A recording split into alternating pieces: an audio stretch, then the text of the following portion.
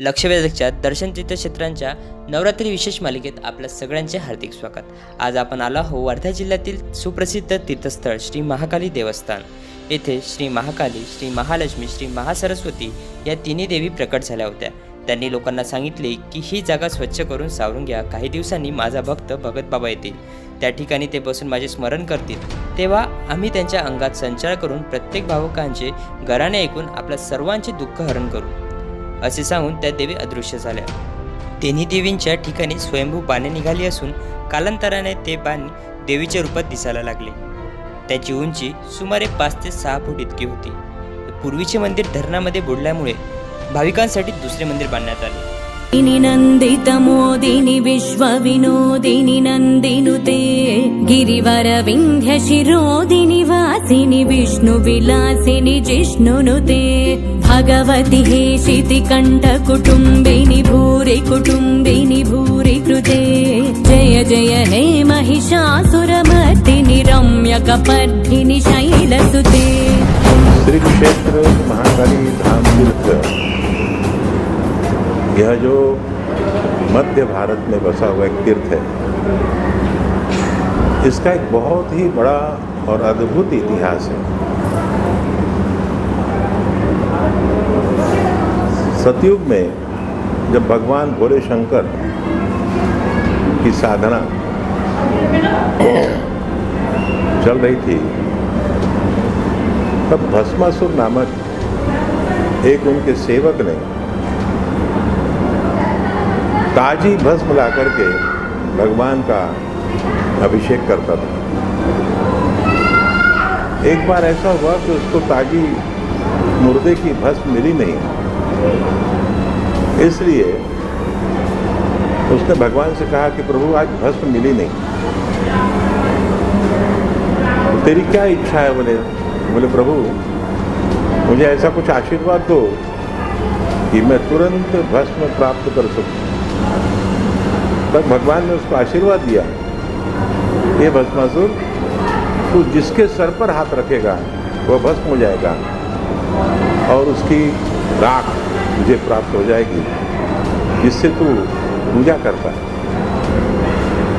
कुछ समय माने जाने के बाद भस्मासुर को अपने इस वरदान का अभिमान सा हो गया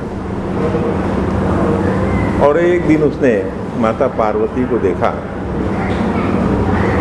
तद उपरांत उसका मन हुआ कि क्यों न मैं भोलेनाथ को ही भस्म कर दूं और पार्वती माता को प्राप्त कर लूं, उनको अपनी रानी बनाऊं.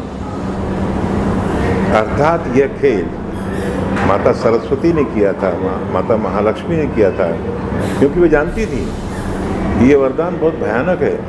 ये किसी के भी सर पर हाथ रख सकता है और उसको भस्म कर सकता है.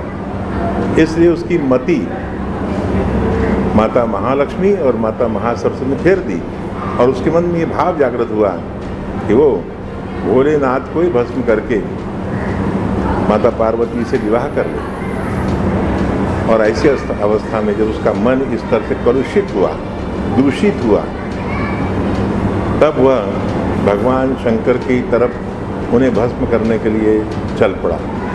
भगवान ने उसकी मन इच्छा देखी और उसके कुपित भाव को देखकर वे स्वयं वहाँ से निकल गए माता पार्वती को लेकर, और तब वे इस स्थान पर आए और यहाँ महाकाली पार्वती माता को महाकाली का रूप धारण करके शिला रूप धारण करने को लगाया. स्वयं ढगा में जाकर के बसे. बाद में भगवान विष्णु और शंकर ने लीला करके मोहिनी का रूप लेकर के उसके साथ नृत्य करके भस्मासुर को भस्म किया. अब माता पार्वती यहाँ आ गई तो महालक्ष्मी और महासरस्वती भी यहाँ आ गई और तीनों ने शिला रूप धारण किया. और ये ऐसा स्थान है कि जो किसी को पता नहीं था. पंढरपुर में पुंडलीक विराजे हैं, वो ये पुंडलीक की मेहरबानी है कि भगवान वहाँ विराजे हैं. और उसके बाद में कलयुग में यहाँ इतिहास शुरू हुआ. यहाँ एक गोसावी को तीनों मूर्तियों के दर्शन हुए, उसके बाद में भगत बाबा को मूर्तियों के दर्शन हुए और सब लोग यहाँ पर आकर के अपने प्रश्न रखते माता के सामने, अपनी मंगनी मन्नतें रखते, माँ उन सारे लोगों के प्रश्नों को हल करती, मन्नतों को पूरी करती और उसके बाद में भगत बाबा के रूप में सबको एक संदेश देती, एक संचार जैसा होता था। वो सबके दुख दूर किया करते थे, उनके बारे में भविष्यवाणी भी किया करते थे। 1995 में उनका यहाँ देहावसान हो गया। ये नया मंदिर जो है, जो माता महाकाली, महालक्ष्मी और महासरस्वती का मंदिर था, ये धाम धर्म में डूब गया। उसके बाद में 1986 में मुझे माता ने स्वप्न में कहा कि मेरा मंदिर यहाँ बनाएगा तो मैं तेरा और तेरे कुल का उद्धार कर दूँगी। हमने इस मंदिर को बनाने का काम शुरू किया, 90 में पूरा हुआ। उसके बाद में फरवरी महीने में हमने मूर्तियाँ खोजी, माँ ने हमको मूर्तियाँ दी और उनको स्थापित किए। स्थापित करने के बाद में आज यहाँ पर हज़ारों लाखों लोग आते हैं और उनकी सारे तरह की जो मनोकामनाएं हैं वो पूरी होती है। ऐसा ये धर्म स्थल है, ये तीर्थ स्थल है, ये धाम है जहाँ पर हर मनुष्य की मनोकामना पूरी होती है। सच्चे मन से प्रार्थना करने वाले हर मनुष्य की माता महाकाली मनोकामना पूर्ण करती है। ऐसा एक सिद्ध पीठ है, जिस तरह से 52 पीठ है उसमें से ये सिद्ध पीठ है। आज भी माँ यहाँ विराजमान है। कई लोगों ने अपनी मन्नतें यहाँ रखी, उन सबकी मन्नतें माँ ने पूरी की। बोलो महाकाली दुर्गा माता की जय। दुर्गा मातेचे मंदिर आहे धाम तीरावर, अहोरात्री दिसे गर्दी भक्तांची तिथे फार। दुर्गा मातेचे मंदिर अनेक रोग्याला माते जीवदान येथे दिले। अनेक रोग्याला माते जीवदान येथे दिले।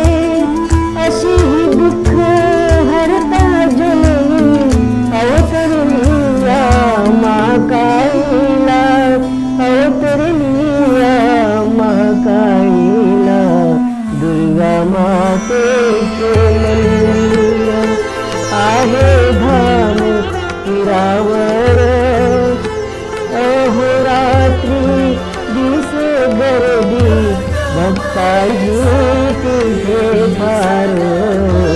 दुर्गा मातेचे मंदिर। बड़ा भाई, उसकी तबीयत एकदम सीरियस थी और भगत बाबा के संचार आता था, उनके माध्यम से वो दवाखाने में न दुरुस्त हुए आवे दुरुस्त हो गए, बहुत अच्छा साक्षात हो गए। तो वो मरते मरते बच के तो फिर हम भी देवी माँ के पूजा पाठ में लगे। तो ऐसा फिर साल में 1-2 बार आता था मैं। फिर 1991 से मैं अमावस्या पूर्णिमा पंद्रहवाड़ी चालू किया। माँ ने ऐसा हमको चमत्कार दे दिया। 2010 में फिर मैं नागपुर में ड्यूटी करता था, 3000 रुपये पगार से। हॉस्टल बनाया मैं हिंगना कृपा से, माई की कृपा से, साहब की कृपा से। तो हिंगना रोड पे मेरा हॉस्टल भी है।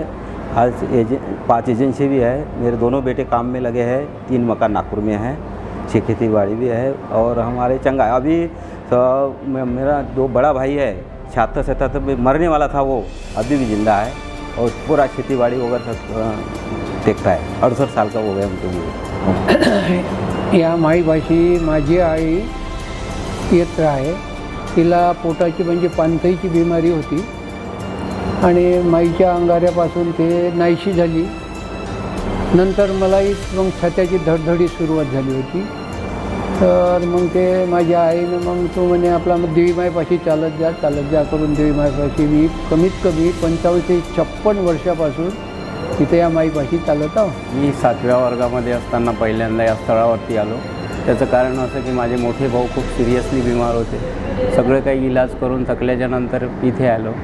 इथे आल्याच्या नंतर देवीच्या कृपेने, आईच्या आशीर्वादाने 1-1.5 महिन्यामध्ये दुरुस्त झाले की त्यांची अवस्था नव्हती जगण्यासारखं म्हणून, परंतु ते दुरुस्त झाले। तेच माझं इथे येण्याचं कारण। आणि तेव्हापासून त्याच्यानंतर मग आम्ही पंधरवडीला जुळल्या गेलो, दर अमावस्या पौर्णिमेला येत गेलो। आणि त्याच्यानंतर मग मी आज 25 वर्ष झाले मला. मी कायमस्वरूपी इथेच राहत आहोत. समर्पित सेवा मी करत आहे. हे डोहवाले बाबाचे मंदिर असून प्रत्येक आदिशक्ती देवी मातेच्या पायथ्याशी एक दैत्य विराजमान असतो. त्याप्रमाणे हे डोहवाले बाबासुद्धा त्यांचे बंधू भक्त म्हणून त्यांनी त्यांची आख्यायिका आहे. त्यानुसार प्रथम दर्शन त्यांचं घेतलं जातं. आईच्या नावाचा जागर चालला आज रातीला, भक्तांना तारीची चंडमुंड बारीची शक्ती दे जरा, बेल फुल दीप धूप उडे भंडारा देवीचा, हे आईचा अंबेचा.